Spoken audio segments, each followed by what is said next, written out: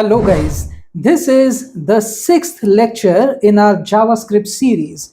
So in this series, we have seen how to build a basic JavaScript website, how to deploy it on iOS, what are variables, lexical scoping, closures, etc. What are functions, what are strings, what are arrays, and this video is about loops. So in this lecture, I'm going to tell you about various loops that JavaScript has, that is for loop, various variations of for, while loop, do while loop. And then we'll see how to use these loops on arrays, strings, object parameters. And then finally, I'll also tell you a few array iterator methods. So in the last lecture, I told you that I'll be covering the array iterator methods in the next video, that means this video. So it is just to highlight the point that you can do everything that an array iterator method does with basic looping as well. But iterator methods are only more efficient, and that's why people use them. Okay, so let's get started. Let us start with understanding what are loops. So loops means, first of all, let us understand what are iterables. So iterable means anything that can be looped. Okay, so types of iterators in iterables in JavaScript are arrays, strings, and object properties. Now let's see them one by one. Types of loops in JavaScript are for loop, various versions, various variations of this for, like for off, for in, for each, and then while loop and do while loop.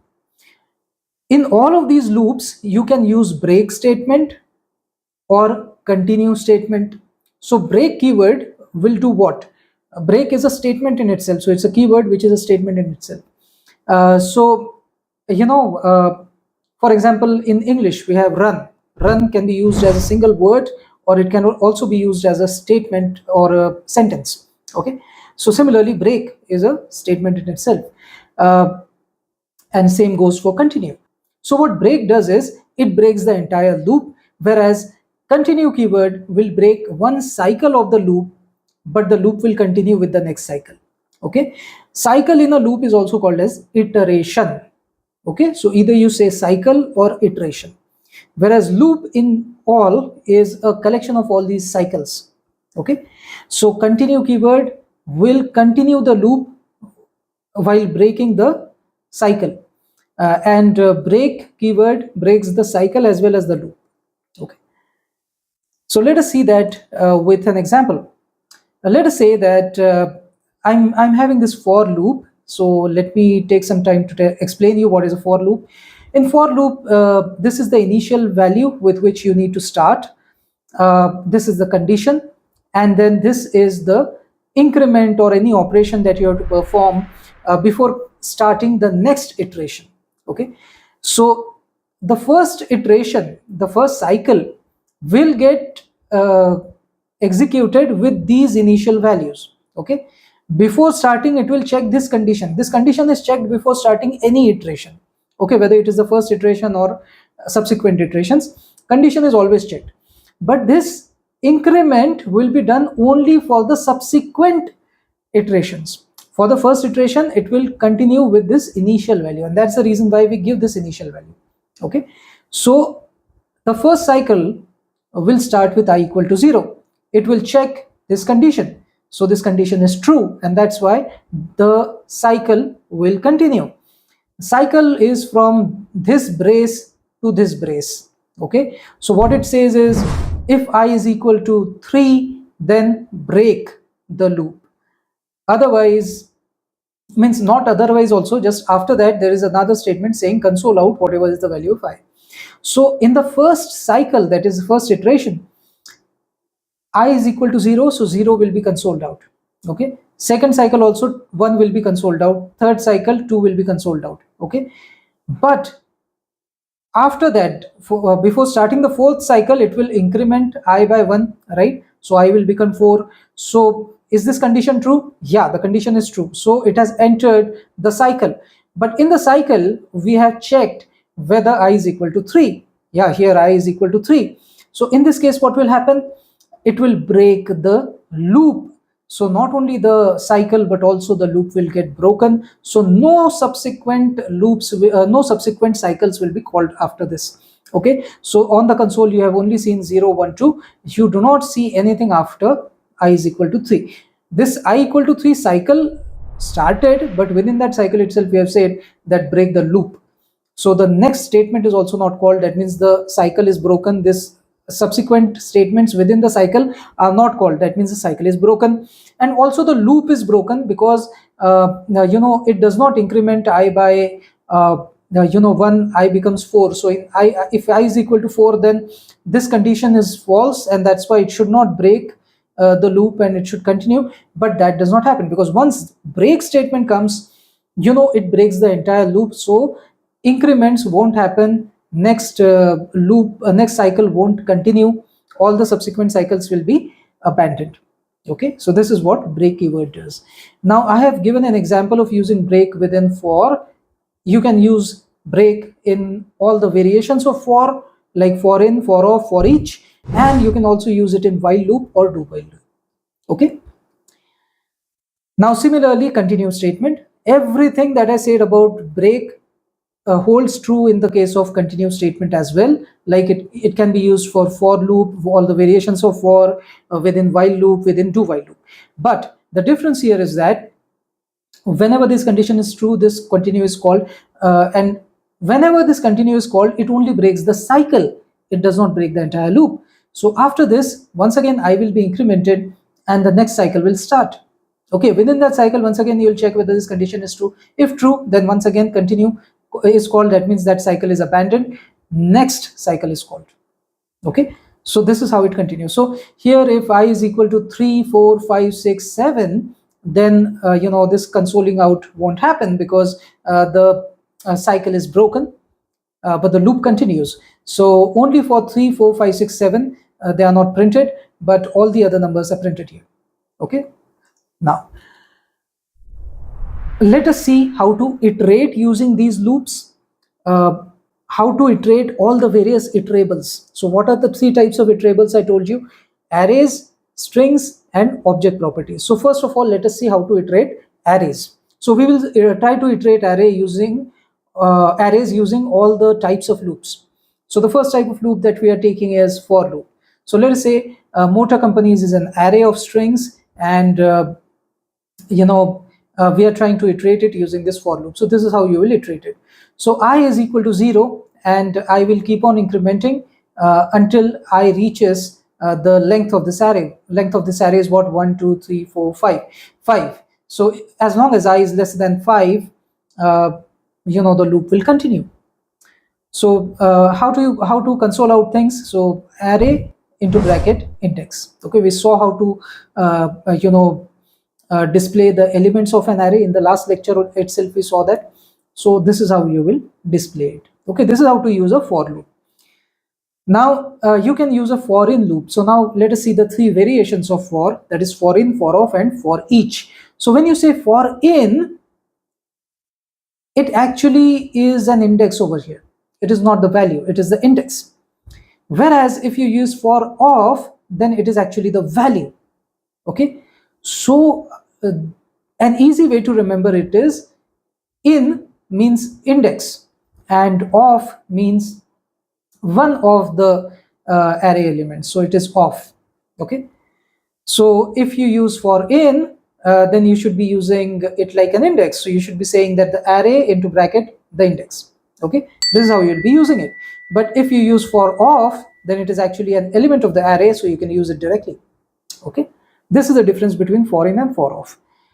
Easier way than this is for each, because for each you can use like this. This is a callback. So this is a callback function. The callback function takes three parameters: value, index, and array. So here I'm using only value. So I have named that argument, the first argument, as car.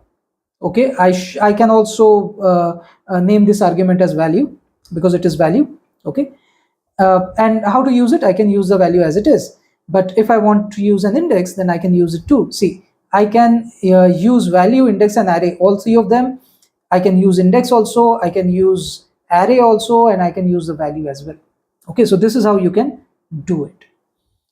So basically for each came because where to use for in, where to use for of. If you are getting confused, then just remember to use for each. For each gives you luxury to use value, index, as well as the original array. Okay, so use for each as far as possible. Then uh, how to use a while loop. So no one uses while loop nowadays, but if you still want to use it, then this is how it is used. So while loop has a condition given over here, and the increment has to be done within the cycle. Means you need to increase the index within the iteration itself. So increment has to be done within the iteration, that means within the cycle. This is the cycle again, from this brace to this brace. Okay, so point to be noted here is, in for loop you can give the iteration as a part of the for statement itself, but in while loop you have to do the increment yourself. Second thing is, in for loop you gave the initial value in the for statement itself, but here you have to give the initial value at the starting or maybe before the while loop starts. So while statement only has the condition. Okay, so that is why normally people don't use while nowadays, people use for. Okay, so people use just for or for each, that's it. Most people use only for each. Okay, so you don't need to remember all of these things, you just need to remember how to use for each. So just this slide you need to remember. Okay, so that was about while loop. So while loop will get executed as long as this condition is true. So even for the first iteration also it will check the condition. Okay, but there might be a situation where you want to execute the loop or execute this cycle or iteration at least once. In those cases you use do while loop. So do while loop basically executes this once, and then it checks the condition for the next cycle. Okay, for the next cycle it will check the condition, but initially for the very first time it will execute these statements. So these statements will get executed at least once. For that you use do while loop. Okay, again the increment has to be within the iteration, and initial value has to be given before the do while statement. Okay, now I told you there are three types of iterables: arrays, strings, and object properties. So we have covered arrays, we saw how to loop them using all the various loops. Now we will see how to loop strings. Okay, so the way to loop strings is let us say using for loop. So this is how you will do it. I is basically the index. Okay, now when you say name of 1, then it is actually 1 is the index, so it is m. Okay, because a string is basically an array of characters, so the character coming at index 1 is actually m. Okay, now this character array can be iterated upon, right? It can be looped, right? And that's how we are using this for loop. So I is used as an index and it is used like this, right? Similarly, in foreign loop also, when you say this is basically an index, so again use it like an index. Then for of also, this is the letter, that means this is actually the character. So name is a character array, right? So its element is basically a character. So in the first iteration it will be a, in the second iteration it will be m, third iteration I, and fourth iteration it will be t. Okay, so this is how you can use for of loop. And for each loop can also be used, as we can see over here, or you can use for each loop with value, index, and array also. I have not given that example, but you get the idea now. Now let us see looping a string using while loop. So here what you're doing is, this is the initial condition, this is the condition. You're saying name.length. Name is basically a string, so you're calling the length property of the string, which is actually 4 in this case. So as long as the index is lesser than 4, it will continue the execution of this cycle. So in the cycle you're saying display name into bracket index. So here you're using the index operator of a string. Okay, and this is how you use it. Similarly, in a do while loop, this is how you will use a do while loop. You give an initial condition, means initial value. In the while you give the condition, and increment is done within the iteration. Okay. Now, looping the object properties. So I told you there are three types of iterables. Arrays, we have seen that. Strings, we have seen that. Now the third type of iterable is object properties. So let us use object properties. Iterating or looping the properties of an object using for in loop. So here, just remember that you can use only one type of loop for iterating the properties of an object, and that loop is for in loop. You cannot use while, you cannot use do while, you cannot use for off, you cannot use a basic for also. You have to use or you cannot use for each also. So you have to use for in. That's the only kind of loop which is used for looping the properties of an object. So here, what are the properties of the object? Basically, I like to show this to you in working. So I'll just copy this and I'll paste it in my IDE. I'll remove these spaces, and then let us see what is the result. The result is Amit, Shirasao, and 38. Okay. So these are what? These are the values of the properties of the object, which is person. Okay. So how did I loop through those objects properties? So I have said for whatever is the property index in person, that means whatever is the object. So I have to use for in for this case. So this is an index, right? So when you say person of 0, it should basically give me Amit. Okay, so you try this anyways. I'm just commenting this out. Even if I say here console.log person of 0, it should give me,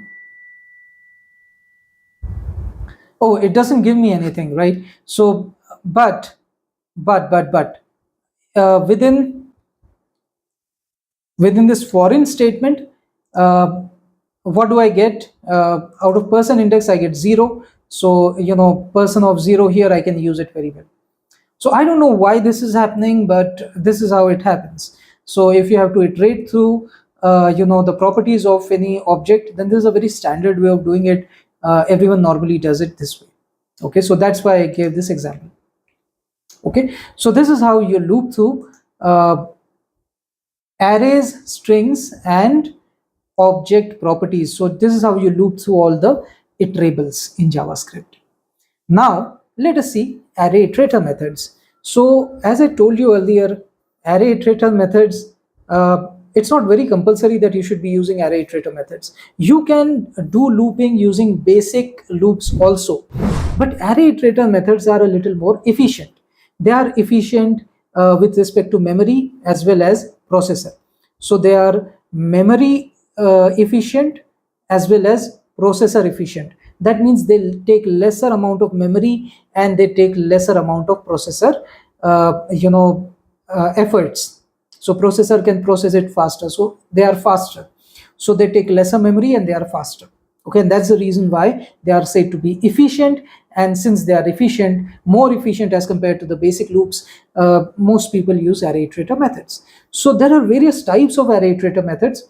First type is the conditional kind of methods, which will basically give you true or false. So if every element in the array satisfies a certain condition, then this every method is going to return true. And if some of the elements in an array satisfy a certain condition, then it is said to be this sum will give you true. Okay, so let us see every first of all.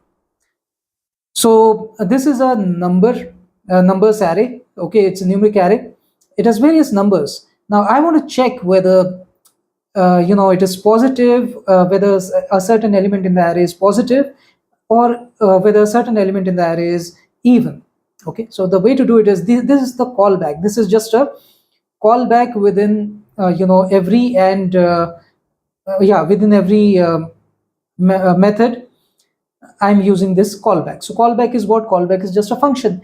This function takes one parameter, and this parameter is given an argument name as n, and I'm just checking whether n is greater than 0.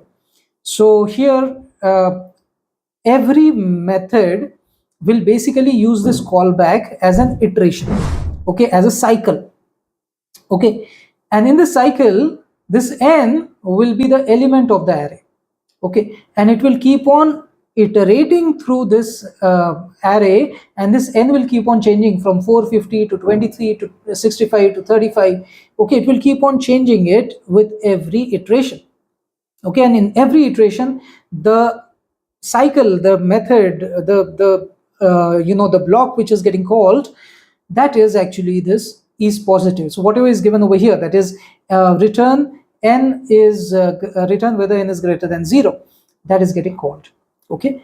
So if the result for every element is true, then this every statement will return true. So this numbers.every into bracket is positive, this thing will be true if every element is such that this callback returns true for it, okay. For every element, if this callback is returning true, then only this every method will be returning true. And that's why let us see this here, all the elements are positive, and that's why this statement is getting consoled out, okay. This is not getting consoled out, but in this case all the numbers are not even. For example, 23 is not even, 65 is not even, 35 is not even, 23 is not even, okay. So due to these four elements of the array which are not even, this statement is getting called. Why? Because this every is going to return false, because all of the elements are not returning true for this callback, okay. And that's why this statement is getting consoled out. Got the idea? This is what this is how every statement can be used. Now this is just a callback, right? This is positive is a callback, right? Now callback can be used with value index and array as well. So that is my next example. So callback can be used. I've used the word compare function, but more academic word over here would be callback function. So let me just correct the value. Let me call it as the callback function. Callback function. Similarly, I think in some also I gave a same slide, and here also it should be callback function.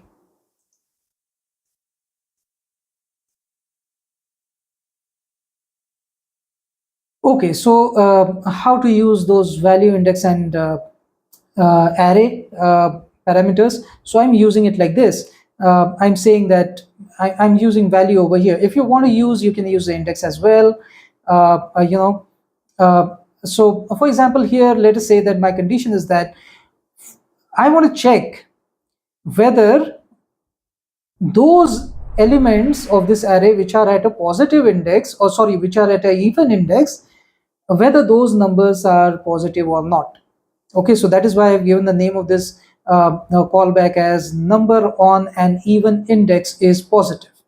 Okay, so if this number, now for the first number, is the index even? No, it is not even, so it will anyways return true. But in the case of this number minus 23, the index is actually even, and that's why this condition is true, and then it will check whether the value is positive. If the value is positive, then only it will return true, otherwise it will return false. Okay, and then I've used this callback within every. So every element of this array should satisfy this condition, and then only this every is going to return true.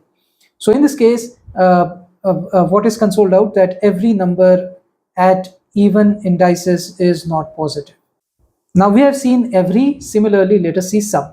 The only difference between every and sum is that sum says that even if some of the elements satisfy the condition, then also I'll return true, and every says that all the elements should satisfy the condition, then only the every returns, the every statement returns true. Got the idea? So that is the difference between sum and every. Okay. Sum can also have a callback which has value index and array parameters. So that is about every and some. Those were conditional array iterator methods. Now the next array iterator method that we are going to see is array.from. So suppose you have a string and you want to derive an array out of that string, then you use that this method, which is array.from. So let us see that in action. So let's say that we have a name variable, which is basically a string, and we want to derive an array of characters out of this string. Then we can just say array.from into bracket whatever that string is. Now instead of doing this, I can also write array.from into bracket some actual string. That is also possible. The effect that you get is the same as the effect of name.split. So in the last lecture we saw that strings can be split, or that kind of thing. So and not in the last lecture, last to last lecture we saw this, right? So basically we must have seen this in part 4 of this tutorial series. Okay, part 4 we must have seen strings, right? So here I told you that dot split method is there. It also gives you the same effect. It also gives you an array of characters. Okay, so alternatively you can use all of them. So I'll explain it to you. Let me just copy this code.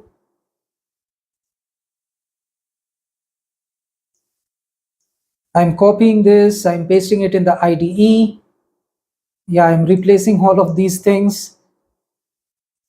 Okay, and yeah, I'm getting this array. Okay, this is method, this is first way of doing it. So I'm writing here first way of doing it. Then there is another way of doing it, the second way.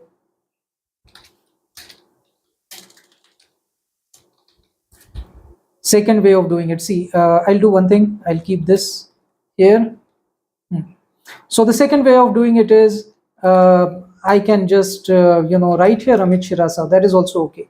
It will give the same effect. Third way of doing it is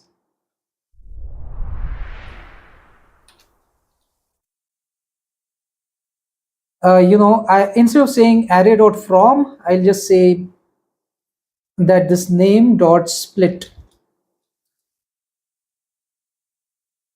and I don't give a separator. That means it will split all of them into individual character arrays. Okay, so these are the various methods in which you'll get the same effect. Okay, so I'll just copy this and I'll give it to you in the slide so that you remember that all these methods will, all these ways will basically give you the same result. Okay, result is the same. So should I be giving this screenshot? What do you say?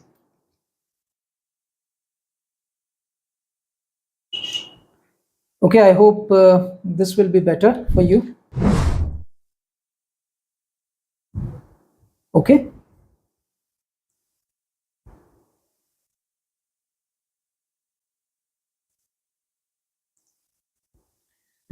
Okay, guys, so that is how you use array.from. Then another array iterator method. So how many array iterator methods have you seen till now? The conditional kind of methods, which are every and some, and the second is to derive array from a string, which is array.from. Now the third array iterator method that we are going to see is array.keys. So what does it do? It gives you something like this, so whatever is a fruits dot keys, you can derive an array out of it and then you can print it like this. So this is also a tricky thing, so I'll try to show it to you with an live example. Okay, so remember, this is going to display 0 1 2 3 because there are these many indices in the array. So you must be wondering, what does this return? So let us console out only this part. Okay, so I'll say console.log just this part. So see what I get. I get an iterator. Okay, so what does an iterator do? What is an iterator? Okay, so iterator means suppose iterator means something which we will see this in the next slide in detail. I haven't created a slide for that. I will create another slide for you. Iterator needs to be explained properly. Okay, and let us see that. Let us see it in live example. Okay, it gets you an iterator of keys from an array. Okay, so how do you use an iterator? So this is an iterator basically. Okay, this is an iterator, so I'll just call it as iterator. Okay, now how do you use this iterator? I'm just consoling it out. I'm commenting it out. If I say iterator dot next, then I get something. I'm consoling this out, means console dot log this thing. Okay, so what do I get? See, I get an object having value and done equal to false. Then what if I call this again? I call this again. I get value is equal to 1. Here value is equal to 2. So what is value? Value is basically, see, this is what I've mentioned in the slide also, that array.keys actually returns you an iterator. It is iterator of what? It is the iterator of keys from the array. That means the indices from that array. Okay, so you see the indices. Now let us say I go next, so I'll see 3 also, but beyond 3 there is no index, right? So 0 1 2 3, right, 4 is not there. Now what if I go next? Then what will happen? The value will be undefined, and done is equal to true. Until now done was equal to false. Okay, if I keep on going like this, then every time I'll get undefined, undefined, undefined, and done is equal to true. Okay, so what I'm saying is I should be using it like this to show those elements. Got the idea? If I use it once again, then it won't show anything, it will be undefined. Why? Because this itself will have value equal to undefined, so this itself will be undefined. So if I write here undefined, then what do I get? I don't get anything, right? I don't get anything. That's what I'm getting here. It's undefined. So fruits of undefined is undefined. So this is how you do it. I'll just copy this. But you cannot loop through it. As far as I can see, you cannot loop through it. So this is how it is. And I'll also paste this thing for you, because this is the result.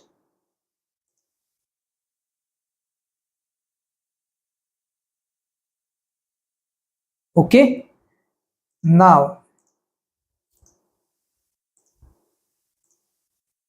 this is how you use keys. So what does keys do? Keys gives you the indices. Okay, so keys gives you an iterator of keys of the array, that is the iterator of indices in the array. What if you want the actual values? For that you need to use array.entries. In entries, what will you get? You will actually get index and the value in the form of another array. So basically it's going to return you uh, an array of 4 arrays. Okay, and each of these 4 arrays will have 2 elements. First element will be the index, second element will be the value. Okay, so this is what you get out of it. So you again get an iterator, you don't get an array. So you don't get array of arrays, you get an iterator.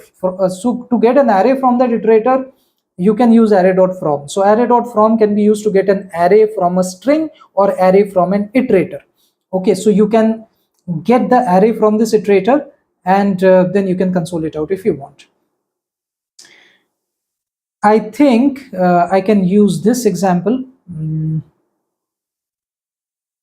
Again, I'll do one thing. I'll just duplicate it. Yeah, let's try to use it as it is. Okay, and let us not show. So if I want to show all those elements using this iterator, then let's see how we can do that. So this is going to give me an iterator, right? So I'll just say const iterator equal to something. Okay, we have fruits.entries. Okay, now what I'll do is I'll console out fruits into bracket iterator, or let me just console out iterator.next first so that we get an idea. Iterator.next. So what will this return? It will return us this thing. The value is an array which contains 0 and banana. Okay, and this. So what I'll do is I will just say this dot value. Okay, so what will I get? I'll get the array. Then this value of 0, what is that? Or it is 0, and value of 1, it is actually the banana, right? So I will just console out this 4 times. Okay, so this is how you can use iterator.next to display those things. So I'll give you this thing also, like one of the slides.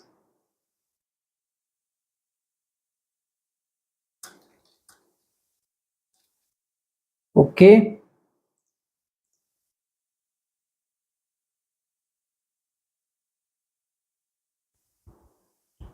so purposely I've shown it to you that it basically returns an iterator. That is the main thing, and just to highlight that thing, I've given you all these examples. Okay, and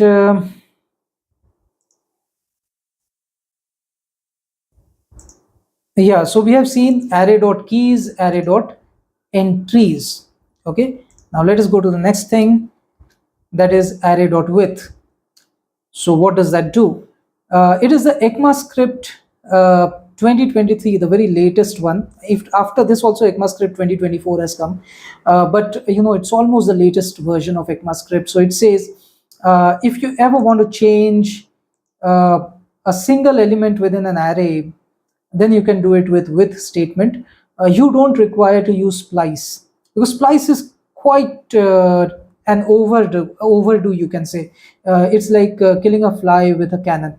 So it's too much of work using splice. So if you want something lighter than that, then you can use width. Always remember, JavaScript can be understood better if you understand English better. If your grammar at English is good, then your JavaScript is also good, because especially ECMAScript uses very good English grammar. So if your English grammar is good, your JavaScript will also be good, and that's why I'm conducting these lectures in English, because you'll learn a thing or two about English as well. It's very, very important for being a good JavaScript developer, because ECMAScript, see, for example, I told you the method names, the newer method names of ECMAScript standard are like too sorted, too reversed, something like that, right? So your English needs to be good. You cannot say too reversed. The correct grammar would be too reversed with an ed. Okay, too sorted. You cannot say too sort. No, it should be too sorted, and that's why your English needs to be good if you really want to get to the crux of it. Otherwise, you can still do well in JavaScript. It doesn't make much of a difference. But if you really want to understand why a certain method is called something, then it's better if you understand English well. Okay, now here ECMAScript again uses English. Here it says that original array, you derive a new array from the original array with the element at index 2 as Maruti Suzuki. So what is element at index 2? It is Maruti over here, right? 0 index, 1 index, 2 index, right? Maruti. So you derive a new array from the original array, just replace the element which is at index 2 with this new value. Okay, and of course it returns you a new array. The new array has Maruti Suzuki over here, but the original array is kept the same. Always remember, all the newer methods of ECMAScript keep the original array intact, and they return you a new array by deriving it from the original array. Okay, so this is the trend in ECMAScript. You can say the newer trend is that nowadays the modern methods, they do not disturb or they do not modify the original array. They give you another array.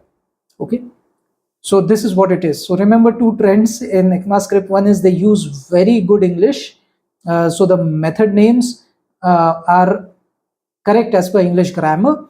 And second thing is, all the newer methods keep the original array intact without change. Okay, Then the next, yeah, this is a very good interview question. What is a spread operator? So spread operator can be used for two things. It is used to derive arrays and it is used to derive objects. So spread operator to create an array. So let us say that you already have array 1 and array 2 and you have to club these two arrays into one single array. You have to join the two arrays into one single array, or you have to concatenate the two arrays into one single array. Then you use a spread operator before both these arrays. You separate them by comma and you enclose it within square brackets. This is important. You enclose it within square brackets, so it forms a composite array. If you enclose them within if these are objects, then you can use a spread operator to expand or spread object also. And so this is basically an object. Okay, so it can be used on an object as well. Object 1 and object 2, and you can get a composite object out of them. But in this case you have to use a square you have to use curly braces. Okay, you cannot use a square bracket. Square bracket if you want a composite array out of two arrays, and curly braces if you want to get a composite object out of two objects. Okay, because when you create an array you use square brackets, and when you want to create an object you use curly braces. Okay, so this is how you can remember, and this is how the logic is also this only. This is the logic behind using either square brackets or curly braces. Okay, now let us see the example. Here there are four arrays, and I have to create a composite array out of them. So the composite array should have all the months in them like this. So the way to do it is I'll spread every array with a spread operator. I'll comma separate them and I'll enclose all of them into one square bracket. Okay, and this is how you get the composite array. Similarly, if you want to do it with objects, then let us say this is one object, there's another object, and I want to get a composite object out of both of them. Then you spread both these objects like this, and you enclose them within the curly braces, so you get a composite object.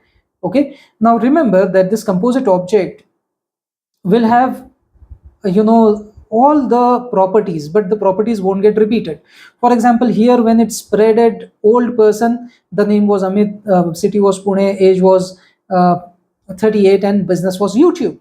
And then it spreaded this updated person, which is Nitin Shirasao, name is Nitin Shirasao, city is Mumbai, and age is 33. It does not have business property, so there's no conflict over there. But with name, city, and age, yeah, these properties are there in the other object as well.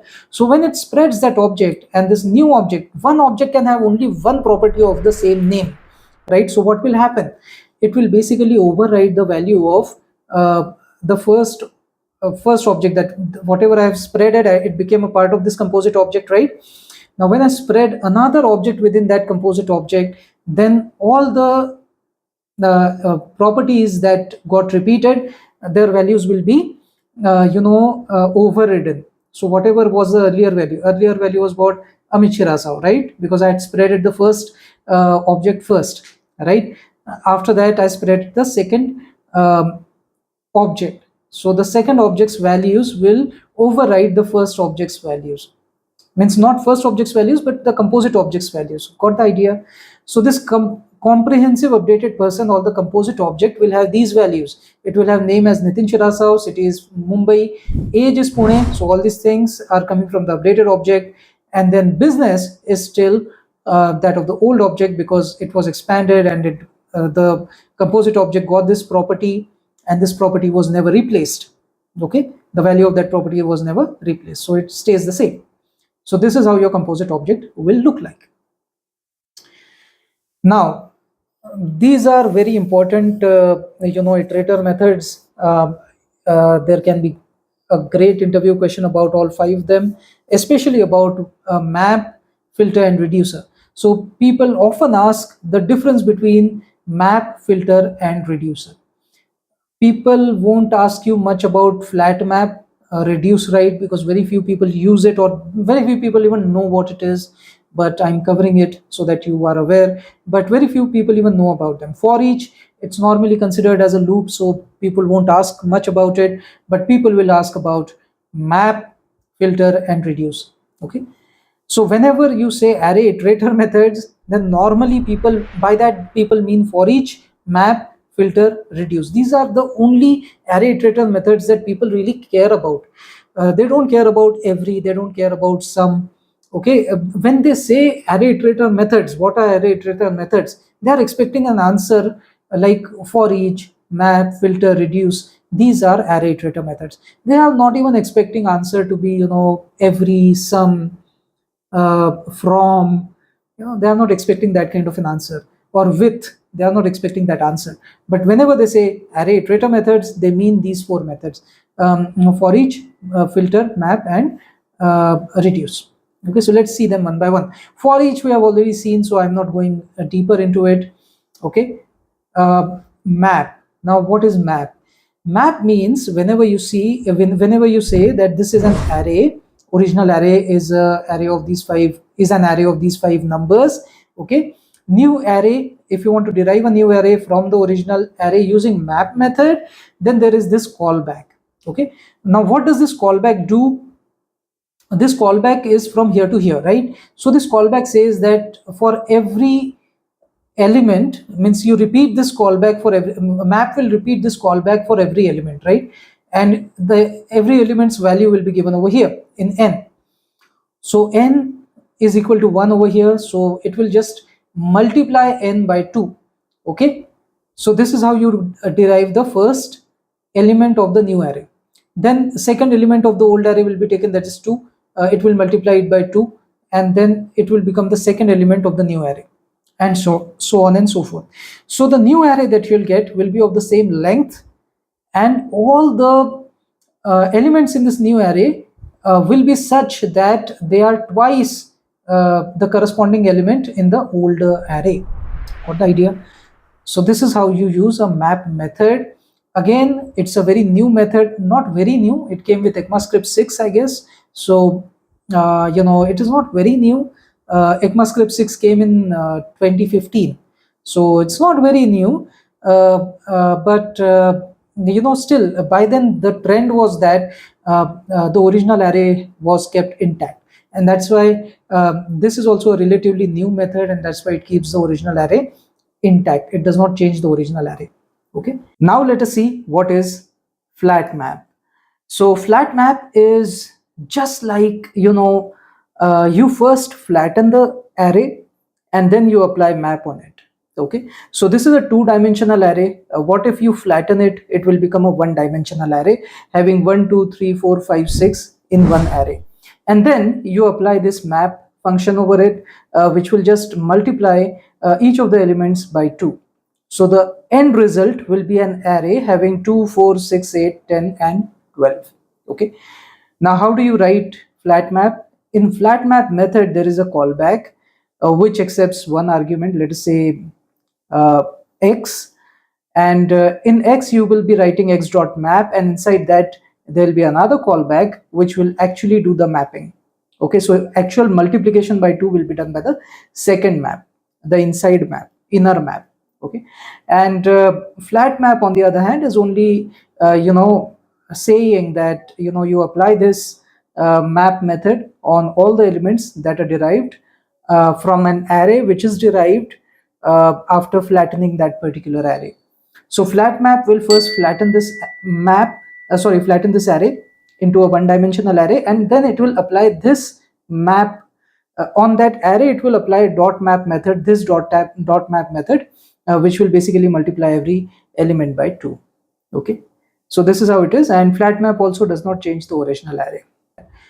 Filter. What does filter do? Filter basically filters out some of the elements from this array, okay, based on a condition. That condition is given in this callback.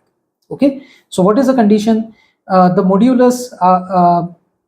modulus 2, the result should be equal to 0. That means it should be divisible by 2. Means if you divide it by 2, then the return remainder should be equal to 0. That means it should be completely divisible by 2. That means it should be even. Okay, so when I give this callback within this filter method, then what is this callback doing? Whatever you pass, whatever parameter you pass, whatever number you pass to it, it will check whether this number is even or not. If it is even, then it will return true. If it is odd, it will return false. Okay, so filter is having this callback, so it will basically check, it will iterate through all these elements in the original array, and it will return only those elements which satisfy this the condition given in this callback. Okay, so only the even numbers will be returned, and those numbers will become part of this new array. So this new array has only the even numbers out of this original array, and of course the original array is not changed. So this is filter. What did map do? Map changed every element of the original array to derive the new array, whereas filter is not changing any of the elements. It is only picking a few of the elements of the original array, and that picking is done as per this callback. Okay, so this is what filter does. So it filters out the elements within the original array, and it creates a new array out of those filtered elements. Then what is reduce? Reduce basically reduces the entire array into one single output. Okay, so here I'm trying to reduce this entire array into the total of these elements, which is the sum of these elements, and that's why the callback that I have used is something like this. What it will do is it will just sum these numbers. It will add all these numbers together. So here you must have seen that I have used value index array. Okay, in map and in filter also, whatever callback is there, here also I can use a value index array, but I have used only one argument.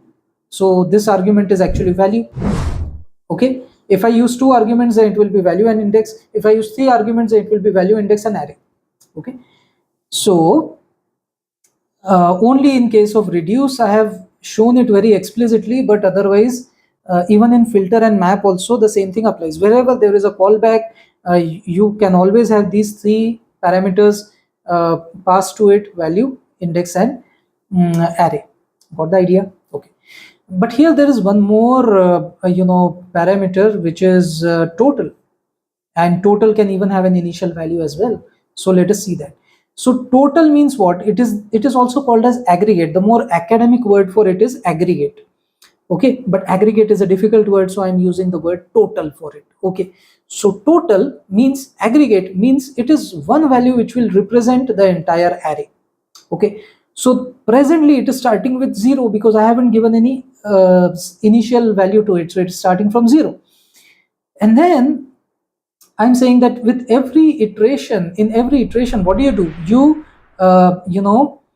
add total equal to total plus value. So this thing means total equal to total plus value. So you add value to the total, and that becomes the value of the total. Got the idea? So this is what you do with every iteration, and this reduce iterates this entire array, and for every iteration the value will be the value of this element, index will be the index of the element, array will be this array, and total is the total aggregate, which is absolutely altogether different outside, and you're just incrementing it by every element one by one. So if reduce iterates through the entire array, then at the end of it you will actually get the total of all these numbers, and that becomes the value which is consoled out. So if you add all these numbers, you'll get 55. Again, the original array is not changed. Okay, now what if I want to give an initial value to this total? Then the way to do it is like this. You give an initial value of, let us say, 20. So now the sum was actually 55, but the original value was 20. So you will get 20 plus 55, so it is 75. Got the idea? So how will you give the initial value? This is your callback, right? This callback in the reduce, I'm giving the callback, but after callback I'll also give the initial value. Okay, so this is how reduce can be used with an initial value of the aggregator. Again, the original array is not changed. Now you can also use reduce for strings. So the way to do it is, let us say this is a string. String is what? String is a character array. Okay, so I'm first getting characters in name, so I'm getting a character array out of it by saying array.from into bracket string. Okay, now what I'll do is array.reduce. So reduce method is there for array, reduce method is not there for string, and that's why I cannot say name.reduce. I have to first convert it into an array, and then I have to use reduce method. In the reduce method, this is my callback. Okay, so in the callback, what I'm saying is the total, which will be a blank string. Since this is a character array, it will be a blank string. The aggregator will be a blank string, and you are adding one character to it. So at the end of it, you will get Amit Shirasao as a string completely. Got the idea? This is only to demonstrate what a reduce function can do with strings, and that's why I'm showing this to you. Otherwise, you might ask a very basic question that, see, you're such a silly person, you already had name, which was a string. You first converted it into an array and then used a reducer method to convert it back to string. So what difference does it make? Well, it doesn't make any difference. It is only for your demonstration. I just wanted to show you how to use reduce over a character array to get a string. Okay. Again, the original array is not changed. What is reduce write? Reduce write means it will start executing it from the right. Of course, I'm using it for strings, but you can also use it for numbers. So if you have a character array, then reduce write will create a string out of it. But if you have a numeric array, then reduce write will create a number out of it, right? An array basically does not have a specific type. So you can have multiple elements of different data types within a single array. So it's actually wrong to think about reduce or reduce write to be working on a specific type of array. It is just working on an array. Reduce iterates the array from left to right. Reduce write iterates the array from right to left. Okay, so if you use a character array with reduce write, then you will get something like your name in reverse. Okay, and of course it does not change the original array, because reduce and reduce write, these methods don't change the original array. So that brings us to the end of today's lecture. We have seen loops in great amount of detail. Just to summarize, we saw what are the various types of iterators. There are 3 types of iterators: arrays, strings, and object properties. Then we have seen various types of loops. We have tried to iterate all of these iterators using all these loops. Only the object properties cannot be iterated very well using all the loops. You have to use foreign loop for that. But all the other iterators can be iterated using all the loops, all the types of loops. Then we saw the array iterator methods. In array iterator methods, just remember about every sum, and remember about what is the difference between map, filter, and reduce. Okay, that's it. Until next time, Jai Shri Ram. This is Amit Shirasao, and you're watching Coding.